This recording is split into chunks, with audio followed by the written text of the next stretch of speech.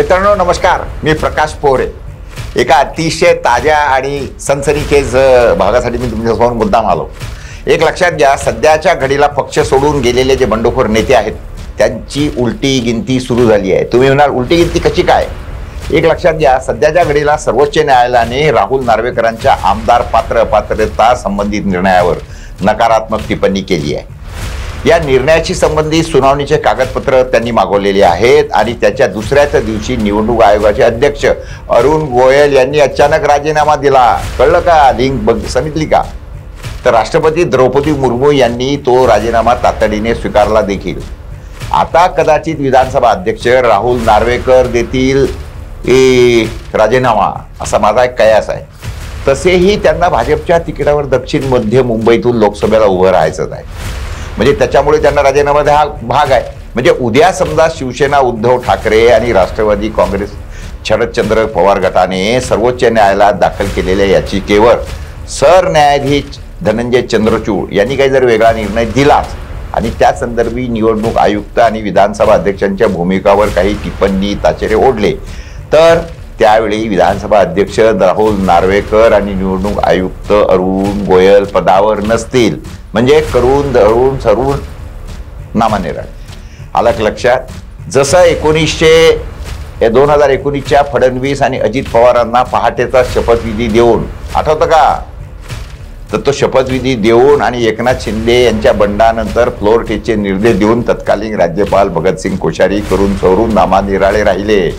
लक्षात घ्या, जुन्या गोष्टी सगळ्या आठवा. कारण या संदर्भात सर्वोच्च न्यायालयाची टिप्पणी आणि ताशेरे येईपर्यंत कोश्यारी राज्यपाल पदाचा राजीनामा देऊन मोकळे झाले होते. समजलं का? तर आता हाच फंडा निवडणूक आयुक्त अरुण गोयल यांनी केला आहे. हे असंच झालेलं नाही, सगळं पडद्यामागे खूप गोष्टी घडत आहेत. तर शिवसेनेत बंडखोरी झाल्यानंतर नियम कायदे नैतिकता सगळं काही गुंडाळून निवडणूक आयोगाने शिवसेना पक्ष आणि पक्षाचे धनुष्यबाण चिन्ह हे एकनाथ शिंदे यांना देऊन टाकलं. आणि असाच निर्णय निवडणूक आयोगाने राष्ट्रवादी काँग्रेसच्या सोबत देखील केला. आठवा, राष्ट्रवादी काँग्रेस पक्षाचं नाव चिन्ह निवडणूक आयोगाने बंडखोर अजित पवार गटाला देऊन टाकलं. हे दोन्ही निर्णय देणारे निवडणूक आयुक्त अरुण गोयल हे होते.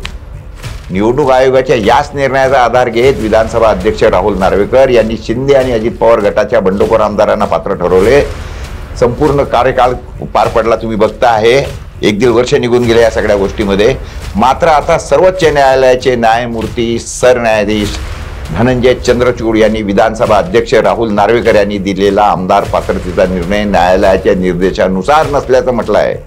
आठवा, आता समजून घ्या, सर्व सूत्र समजून घ्या. एकनाथ शिंदे आणि अजित पवार गटासाठी ही धोक्याची घंटा आहे. याच स्थितीचा फायदा घेत आता भाजपने नवा डाव टाकला आहे. कसा हे समजून घ्या. तर जर समजा उद्या सर्वोच्च न्यायालयाने शिंदे गट आणि अजित पवार गटाला अपात्र ठरवलं तर निवडणूक आयोगाने त्यांना दिलेली पक्ष मान्यता देखील रद्द होईल. लक्षात घ्या. अशा परिस्थितीत येणाऱ्या लोकसभेत निवडून येणाऱ्या शिंदे अजित पवार गटाच्या खासदारांची खासदारकी धोक्यात येऊ शकते. आणि असं होऊ नये यासाठी शिंदे आणि अजित पवारच्या उमेदवारांनी येणारी लोकसभा निवडणूक भाजपच्या तिकिटावर म्हणजे चिन्हावर कमळावर लढवावी असा हा त्यांचा डाव आहे. कळलं का? एका दगडात 2 पक्षी. तर असं झालं तर शिंदे आणि अजित पवारांची अवस्था कशी होऊन जाईल? तर धोबिका कुटता ना खरकाना गाठता. तर मित्रांनो, ही उलटी गिनती सुरू झालेली आहे आणि जे काही डाव टाकलेले आहेत भाजपने ते असेच डाव टाकलेले नाही. ते सगळा सोचा समजे सारी बातें आहे. तर समजून घ्या. भेटत राहूया. नमस्कार.